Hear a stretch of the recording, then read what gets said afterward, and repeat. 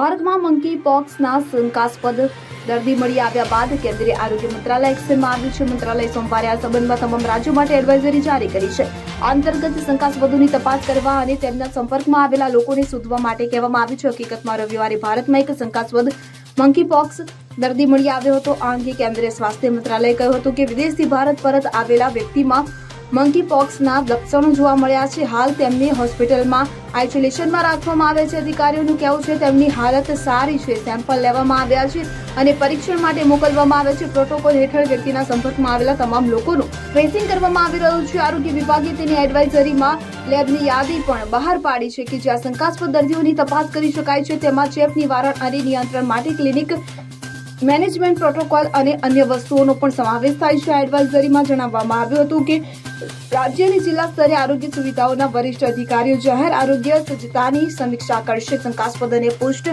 થયેલા બંને કેસોની સંભાળ લેવા માટે હોસ્પિટલોમાં આઇસોલેશનની સુવિધાઓ પૂરી પાડવી જોઈએ. આ ઉપરાંત આ વિશેષ વ્યવસ્થામાં માનવ કર્મચારીઓની ઉપલબ્ધતા પણ સુનિશ્ચિત કરવી જોઈએ. એડવાઇઝરીમાં એમ પણ કહેવામાં આવ્યું છે કે તમામ રાજ્યોએ લોકોને આ રોગ તે કેવી રીતે ફેલાય છે તેના વિશે, ડોક્ટરનો સંપર્ક ક્યારે કરવો અને તેનાથી બચવાના ઉપાયો વિશે લોકોને જાગૃત કરવા જોઈએ. લોકોમાં કોઈ પણ પ્રકારની ગભરાટ ન સર્જાય તે માટે વ્યવસ્થા કરવી જોઈએ તેમ જણાવ્યું. Bureau report CN24 news. હવે જુઓ દેશ દુનિયાની તમામ ખબરો તમારી આંગળીના ટેરવે. ઉઠાવો મોબાઈલ અને Google Play Store પરથી ડાઉનલોડ કરો અમારી CN24 ન્યૂઝ મોબાઈલ એપ.